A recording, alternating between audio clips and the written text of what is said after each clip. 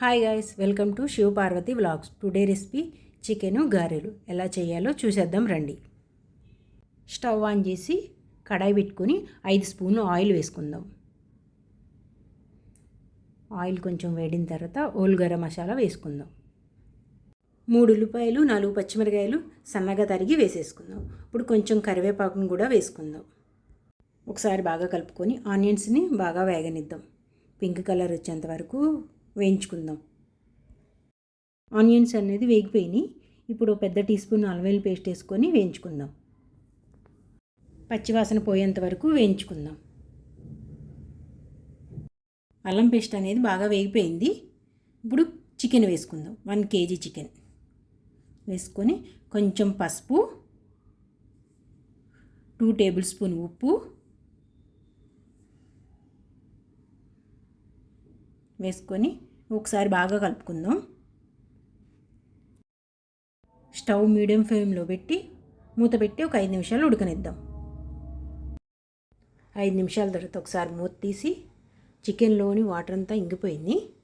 ఒకసారి బాగా కలుపుకొని 2 టేబుల్ స్పూన్ కారం వేసుకుందాం. వేసుకొని బాగా కలుపుకుందాం. గ్రేవీకి కొంచెం కొబ్బరి, కొంచెం జీలకర్ర, 2 స్పూన్ల ధనియాలు, 1 స్పూన్ గసగసాలు, కొంచెం చెక్క, 4 లవంగాలు వేసి మిక్సీ పట్టుకుందాం. ఈ పేస్ట్ని పక్కన పెట్టుకుందాం.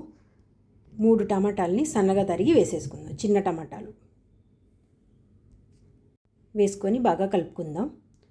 టమాటా మగ్గేంత వరకు మూత పెట్టుకొని ఉడికించుకుందాం. ఒకసారి మూత తీసి టమాటా మగ్గిందే లేదో చూసుకుందాం. టమాటా అనేది బాగా మగ్గిపోయింది.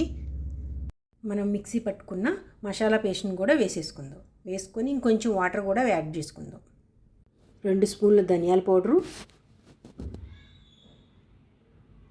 1/2 టేబుల్ స్పూన్ గరం మసాలా కూడా వేసుకొని కొంచెం పుదీనా కూడా వేసుకుందాం. వేసుకొని మూత పెట్టుకుందాం. 2 గంటలు నానబెట్టుకున్న మినపప్పుని మిక్సీలో వేసుకుందాం. ఒక 3 పచ్చిమిరకాయలు కట్ చేసి వేసుకుందాం. కొంచెం జీలకర్ర, కొంచెం ఉప్పు కూడా వేసుకొని మిక్సీ పట్టుకుందాం. ఇప్పుడు స్టవ్ ఆన్ చేసి బాండి పెట్టుకొని డీప్ ఫ్రైకి ఆయిల్ వేసుకుందాం. ఆయిల్ అనేది బాగా హీట్ అయింది. గారెల్ని వేసేసుకుందాం. ఒక్కొక్కటి చెప్పున ఎన్ని పడితే బాండీకి అన్ని వేసుకుందాం. వేసేటప్పుడు చాలా జాగ్రత్త, ఆయిల్ అనేది చిందిద్ది, చూసి వేసుకోండి. గోల్డెన్ కలర్ వచ్చేంత వరకు వేయించుకుందాం. ఇప్పుడైతే వేగిపోయినాయి, తీసేసుకుందాం. ఇలానే అన్ని గారెలు కూడా వేసేసుకుందాం. ఈలోపు చికెన్ కర్రీ అనేది కూడా రెడీ అయిపోయింది. చూద్దాం రండి. కర్రీ అనేది రెడీ అయిపోయింది. చికెన్ మసాలా వేసుకొని ఒకసారి బాగా కలుపుకుందాం. అంతేనండి, చికెన్ కర్రీ గారెలు కాంబినేషన్ అయితే సూపర్గా ఉంటుంది. ఒకసారి ట్రై చేయండి.